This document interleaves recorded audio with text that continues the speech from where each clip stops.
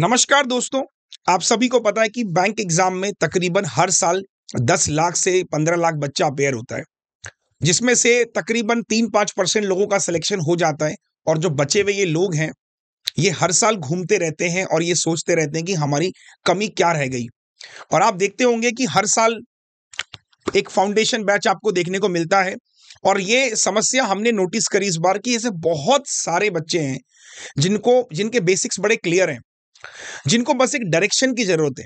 जिनको चाहिए क्या कि सर एग्जाम अगस्त में होगा, अभी से हमारे लिए कोई एक ऐसा बैच बना दीजिए, ऐसा कोई हमें एक टारगेट दे दीजिए जिसको हम डेली बेसिस पे कवर करते करते अपनी तैयारियों को आगे लेके चलें। इसी बात को ध्यान में रखते हुए टीम एवीपी पहली बार आपके लिए लेकर आ रही है एक ऐसा बैच जो मैं कहूंगा उन सभी बच्चों के लिए ब्रह्मास्त्र से कम नहीं होने वाला जो पिछले 2-3 सालों से तैयारी कर रहे हैं। क्योंकि मुझे वो दर्द पता है कि जब सिलेक्शन ना 2-3 नंबरों से रह जाता है, हमें हर बार लगता है कि यार अब 2-3 नंबर कोई कवर करने के लिए सर कुछ ऐसा मिल जाए ना, बस मैं यहां से लग जाऊं। तो वापस से हम आ चुके हैं आपके बीच में एक ऐसा बैच लेके जिसका नाम है रिपीटर बैच। सर ये बैच ना मतलब लिटरली मुझे बताते हुए इतना मतलब खुशी महसूस हो रही है पहली बार कि यार बस मतलब हमने जो सोचा था ना वो कर दिखाया। ये बैच में जब आप आओगे ना, आपको एक डायरेक्शन मिलेगी कि सर मैं यहां से बस शुरू हो गया, बस ऐसे ही चलते जाना है। और मेरे प्री भी निकलेंगे और मेरे मेंस भी निकलेंगे, क्योंकि मैं उन बाकी लोगों से ना बिल्कुल अलग हो गया हूं। और मैं बिल्कुल to the point exam based question पढ़ रहा हूं, मैं अप्रोचेस पे बात कर रहा हूं, क्योंकि इस तरीके की बात कोई करता ही नहीं है। तो आज इसी बैच के बारे में सब टीचर्स अपने अपने सब्जेक्ट के बारे में डिस्कशन करेंगे, कौन आपको कैसा पढ़ा रहे हैं। तो शुरुआत करते हैं सबसे पहले Puneet sir, over to you. तो दोस्तों सबसे पहले अगर बात करें तो रीजनिंग की सबसे पहले बात करता हूं मैं कि रीजनिंग में मैं किस तरीके से आपको पढ़ाने वाला हूं। रिपीटर बैच का ही नाम रिपीटर है। आप लोग बहुत रीजनिंग के सिलेबस को आप जानते होंगे। इसका मतलब ये है कि आप लोगों को पता होगा रीजनिंग में क्या क्या होता है। जैसे हमने बात की कि 2-3 नंबर से आप रह जाते हैं, या फिर कहीं ना कहीं आपको लगता है कि यार आ तो सब कुछ गया है, लेकिन फिर भी वो स्पीड नहीं आ रही, वो एक्यूरेसी नहीं आ रही, वो कमांड नहीं हो पा रही जो एग्जाम निकालने के लिए चाहिए। तो बेसिकली यहां पर जब हम इस बैच पे आएंगे तो उन्हीं टेक्निक्स पर काम करेंगे जो आपके एग्जाम में स्पीड बढ़ाएगी, आपकी एक्यूरेसी बढ़ाएगी और कहीं ना कहीं आपके मार्क्स भी इंप्रूव करेगी। तो आइए वन बाय वन चीजों को मैं आपको एक्सप्लेन कर देता हूं कि हम इस बैच में करने क्या वाले हैं। इस बैच में दोस्तों मैंने आपके शेड्यूल को 2 हिस्सों में तोड़ा है। MWF मंडे वेडनेसडे फ्राइडे और ट्यूसडे थर्सडे। ठीक है, 5 दिन क्लास चलेगी एक हफ्ते में। MWF और टीटीएस मतलब ट्यूसडे थर्सडे, एस नहीं रखा, सैटरडे नहीं रखा, क्लास मंडे टू फ्राइडे होगी। जो ट्यूसडे थर्सडे होंगे और मंडे वेडनेसडे फ्राइडे, आप देख रहे हो यहां पर आपको 2 दिन मिल रहे हैं और यहां हर हफ्ते में 3 दिन मिल रहे हैं। तो कभी भी आप आओगे किसी भी वीक में, जब आप पढ़ने आओगे तो आप सभी जानते हो कि सिटिंग और पजल एक ऐसा बड़ा हिस्सा है, चाहे वो प्री की बात करें चाहे मेंस की बात करें। एग्जाम जब रीजनिंग की बात करोगे तो 50% से ज्यादा का सिटिंग पजल ही आता है। तो सिटिंग और पजल को हम ज्यादा समय देंगे। मंडे वेडनेसडे फ्राइडे केवल और केवल कर रहे होंगे सिटिंग एंड पजल। अब बात करते हैं ट्यूसडे थर्सडे क्या होगा। तो आप कभी भी जब पढ़ने आओगे ना, मंडे वेडनेसडे फ्राइडे, चाहे आप 1 तारीख को आओ 3 तारीख को, जब भी मंडे वेडनेसडे फ्राइडे होगा तो रिपीटर बैच में हमेशा सिटिंग और पजल ही आपको मिलेगा। और जब आप ट्यूसडे थर्सडे आओगे तो वहां पर हम टॉपिक तैयारी करेंगे, टॉपिक वाइज। मतलब जैसे कि मशीन बुड हो गया, कोडिंग डिकोडिंग हो गया, अल्फाबेटिकल सीरीज हो गई, लॉजिकल हो गई। तो वो टॉपिक वाइज प्रिपरेशन के लिए, क्योंकि आप सब जानते हो देखो मिसलिनियस पोर्शन का वेटेज भी और नंबर ऑफ डेज भी, मतलब प्रिपरेशन करते समय जब सीखते हैं इसको तो हमें कम दिन लगते हैं, इसमें बहुत आराम से कवर हो जाते हैं। लेकिन ये आपके लिए बहुत लेंदी प्रोसेस है, कंटिन्यूस प्रोसेस है, मेहनत करते रहना पड़ेगा। इसमें इंप्रूव करने के लिए आपको लगातार पढ़ना पड़ेगा, कंसिस्टेंट रहना पड़ेगा। तो यहां पर हम सेगमेंट वाइज पढ़ाई करेंगे सिटिंग और पजल भी। जैसे आया फ्लैट फ्लोर, तो फ्लैट फ्लोर जब कर रहे होंगे तो केवल फ्लैट फ्लोर की बारीकियां ही सीख रहे होंगे। जब मंथ बेस पजल सीख रहे होंगे तो केवल मंथ बेस ही चल रहा होगा, ये नहीं कि ब्लड रिलेशन भी साथ में चल रहा है, कुछ XYZ और भी एक्स्ट्रा चल रहा है। तो इस बैच से डेफिनेटली आपको फायदा होगा। एक सिस्टमैटिक ऑर्गेनाइज क्लास रखी गई है और कोशिश की गई है वो चीजों को बताने की जो आपको नीड है, जिससे आपके मार्क्स इंप्रूव कर पाए। ठीक है दोस्तों, चलते हैं विशाल सर। बिल्कुल बिल्कुल। दोस्तों दोस्तों जैसे कि आपने देखा कि रीजनिंग में आपने किस तरीके से सर को सर आपको कैसे पढ़ाएंगे आप लोगों ने देख लिया, सेम उसी तरीके से आप देखो इंग्लिश में। मैं आपको बताता हूं इंग्लिश का तरीका क्या रखने वाला हूं मैं।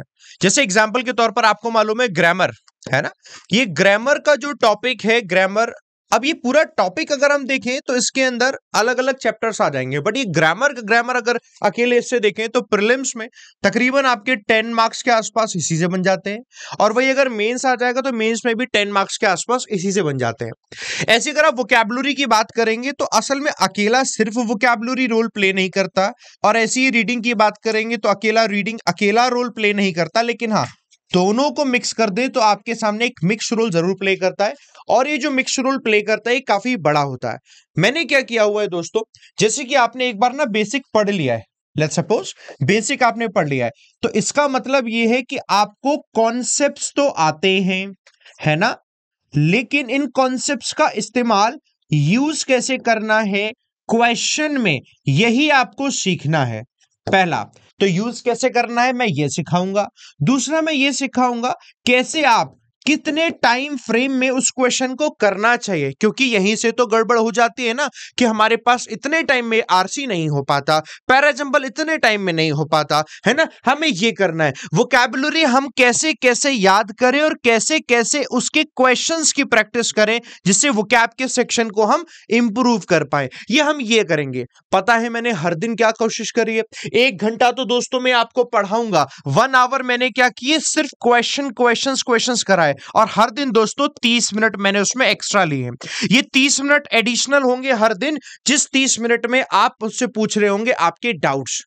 तो ऐसा नहीं है कि किसी एक पर्टिकुलर दिन आपसे डाउट पूछा जाएगा या आप पर्टिकुलर दिन में डाउट हो, नहीं, आपको जब डाउट मिलेगा आप मुझे बताएंगे। 1 घंटे हमने सारे क्वेश्चंस करे, कुछ क्वेश्चंस होंगे मैं आपको होमवर्क में दूंगा, आप दूसरे दिन आएंगे होमवर्क के क्वेश्चन को करेंगे, जो डाउट होगा 30 मिनट दे रहा हूं ना मैं। और जरा सोच के चलो हर दिन अगर मैं आपको इतना टाइम दे रहा हूं तो क्या आपको लगता है कि कहीं से भी आपको ही किसी क्वेश्चन में पीछे रह जाओगे?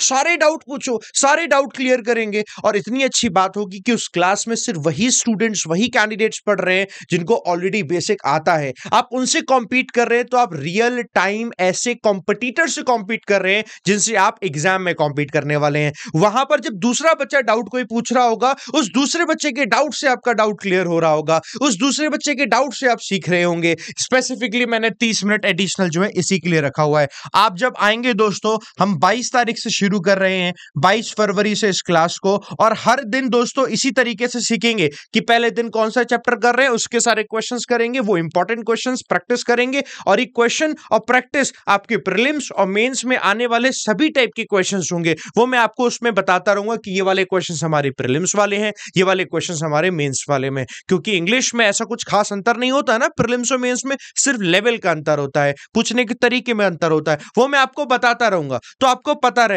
कैसे कैसे आपको कम टाइम में सॉल्व करना है, मैं ये बताऊंगा। तो ये बहुत काम की चीज होने वाली है। रिपीटर बैच एक तरीके का one of the best batches में से एक होने वाला है, जिसकी रिक्वायरमेंट है आज आप सभी लोगों को। तो इसकी ताकत को दोस्तों हम समझते हैं, और उसकी ताकत को और मजबूत बनाएंगे और सिलेक्शन जरूर लेंगे, पूरी उम्मीद है ना। आइए मैथ्स में जानते हैं, सर बताइए। बिल्कुल, मैं विशाल सर की बात से कंटिन्यू करूंगा कि one of the best batch ये होने वाला है, क्योंकि सर सच बात है, जब बच्चा तैयारी करता है ना और जो फेलियर का सामना उसको पता मिलता है, तो वो समझ नहीं पाता कि यार आखिर मैं फेल हो कहाँ रहा हूँ, और फिर हम उसे बोलते हैं कि चलो भाई तुम दोबारा से पढ़ना शुरू कर दो। ये दोबारा की जो जर्नी होती है बड़ी खराब होती है।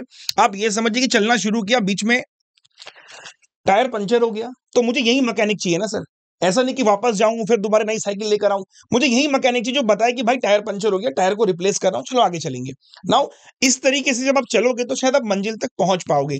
अगर आप समझोगे कि अभी फरवरी चल रहा है भाई, और फरवरी चल रहा है, ये बात सबको पता है कि जो कैलेंडर है वो अगस्त में होगा, लेकिन उससे पहले भी तो हमारे बहुत सारे एग्जाम्स हैं। अभी सर मैं गिटा दिख रहा था, UICL का जो फॉर्म भरा लोगों ने, अगर आप मोटा मोटा ना चलोगे 72,000 लोग ऐसे हैं जिन्होंने फॉर्म भरा जनरल कैटेगरी में, 40-50 हजार लोग ऐसे जिन्होंने अदर कैटेगरीज में फॉर्म भरा। तो मैं ये समझ पाता हूं कि बैंक एग्जाम में ना बहुत सारे एग्जाम्स बीच बीच में आते रहते हैं जिनमें हमें ट्राई मारना चाहिए, और ऑलमोस्ट 90% सिलेबस भी सेम रहता है। अब ये रिपीटर बैच क्या करेगा, जैसे अगर मैं क्वांट की बात करूं, मेरे को ये पता है कि भाई मैथ्स एक सेगमेंट है, बच्चा एक ही बात बोलता है, सर अर्थमेटिक तो बनता ही नहीं। सही बात है, अर्थमेटिक तो बनता ही नहीं सर, जितने में सवाल पढ़ते उतने में समय निकल गया। रही बात DI की, कई बार ऐसा होता है कि डीआई समझ ही नहीं आ रही, करें क्या करें। अब सुनिए, अगर आपने मुझसे फाउंडेशन पढ़ा है तो फाउंडेशन में आप सीखते हैं चीजों को बनाना कैसे है। समझिएगा, जैसे अगर मैं आपसे बोलूं कि चीजों को बनाना कैसे, वो आपने फाउंडेशन में समझ लिया। अब सीख तो लिया, लेकिन उसको तेजी से करना, उसमें महारत हासिल करना, ये कैसे करें? इसके लिए हम बोलते हैं कि भाई सेल्फ स्टडी करो। लेकिन एक प्रॉब्लम है ना, इतने समझदार होते तो अब तक सिलेक्शन हो चुका होता। यानी कहीं ना कहीं हमारे अंदर एक प्रॉब्लम यह भी है कि हम कंसिस्टेंट नहीं और हम डिसिप्लिन नहीं है। अब सुनिए, तो मैंने क्या किया है, अर्थमेटिक के बनाए हैं 2500 सवाल। ध्यान से सुनेगा। अब इसको मैंने क्या किया, 2023 में काफी सारे एग्जाम्स मैंने दिए बैंक एग्जाम के। एक आइडिया वहां से क्या मिला कि यार काफी सारे एग्जाम में ना अर्थमेटिक के कुछ सवाल बड़े कॉमन थे, यानी पैटर्न बड़ा कॉमन था। तो अगर मैं ये आपको बता दूं कि देखना ये पैटर्न बड़ा कॉमन है जो फ्रीक्वेंटली आ रहा है, और इस फ्रीक्वेंटली पैटर्न को ऐसे करना है, कब आपको क्वेश्चन ऑप्शन से करना है, अर्थमेटिक में वेरिएबल आएगा तो कैसे करना है। तो क्या किया हमने, एक अच्छा सा क्वेश्चन बैंक तैयार किया। आप डेली आइए, मैं आपको क्या करूंगा, 20-25 सवाल क्लास में लाइव कराऊंगा, और उसके बाद उसी तरह के सवाल घर के लिए वर्कशीट दूंगा प्रैक्टिस करने के लिए। मतलब कितना आसान हो गया यार। मतलब मैं तैयारी कर रहा हूं, मेरा टीचर मेरे लिए सब काम कर रहा है, वो मुझे रोज बता रहा है कि भाई तेरे को ये 25 करने, उसके बाद ये 25 की वर्कशीट है, भाई तो इसे ही कर। सर मुझे तो लग रहा है सारा काम टीचर ही कर रहा है। दोस्तों मैं आपको बता दूं, जिस हिसाब से अभी अरुण सर ने बताया, पुनीत सर ने बताया, इतनी ताकत इतनी मेहनत हम लगा रहे हैं। आप कुछ मत करो, बस सिर्फ एज इट इज कॉपी करो, जो है सिर्फ एज इट इज कॉपी करो, ना किधर उधर कहीं भी दिमाग मत लगाओ, सिलेक्शन हो जाएगा। इस बात की 100% गारंटी मैं लेता हूं। एक एक चीज कुछ भी मत करो कि सर अब और क्या पढ़ना है, जो टीचर ने बताया बस आंख बंद करके इस साल फॉलो कर लो, सिलेक्शन हो जाएगा, ये गारंटी है। बिल्कुल। तो मतलब आप सोचिए कितना आसान कर दिया। आप आए, 25 सवाल सर बच्चे ने किए, और मैंने कहा ले बेटा 25 घर से करके लाइए, इसके आंसर की ये रही। अगर उसको नहीं बनेगा अगले दिन वो फिर डिस्कस कर लूंगा। यही काम हमारा डीआई में होने वाला है। अच्छा, मैंने एक चीज और भी करी है सर, मुझे ये भी पता है कि बहुत सारी क्लासेस हो जाएंगी, तो इतनी क्लासेस के बाद फिलहाल मैंने अब इस क्लासेस को, क्योंकि शुरुआत है, शुरुआत में ना समय लगता है बनाने में, ऐसा नहीं होता कि हाँ आ गए और पागल में फोड़ देंगे, ऐसा होता नहीं है प्रैक्टिकली।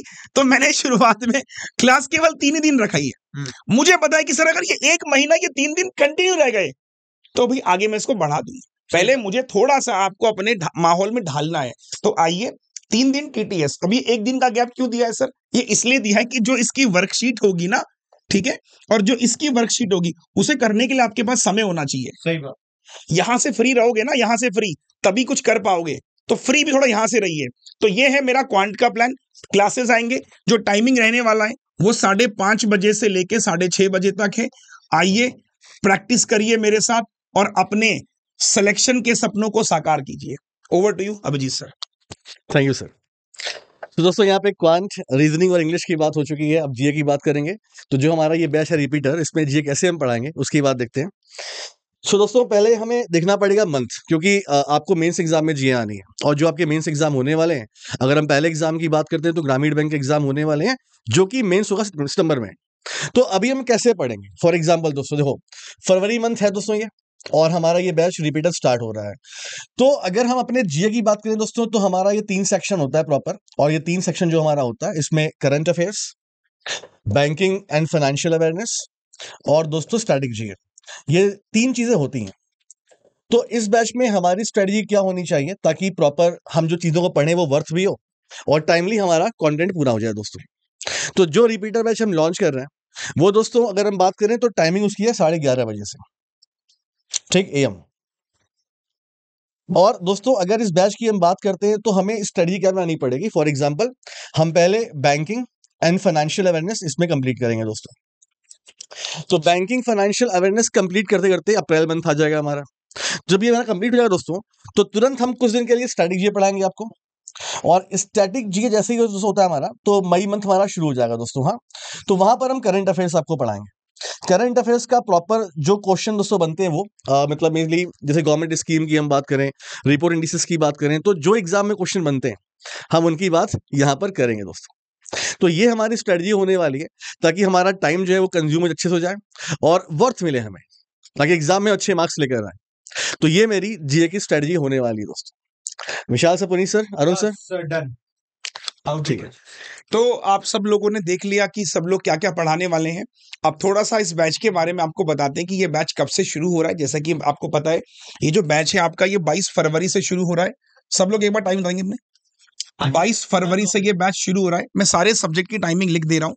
सर इंग्लिश सबसे पहले 9 AM।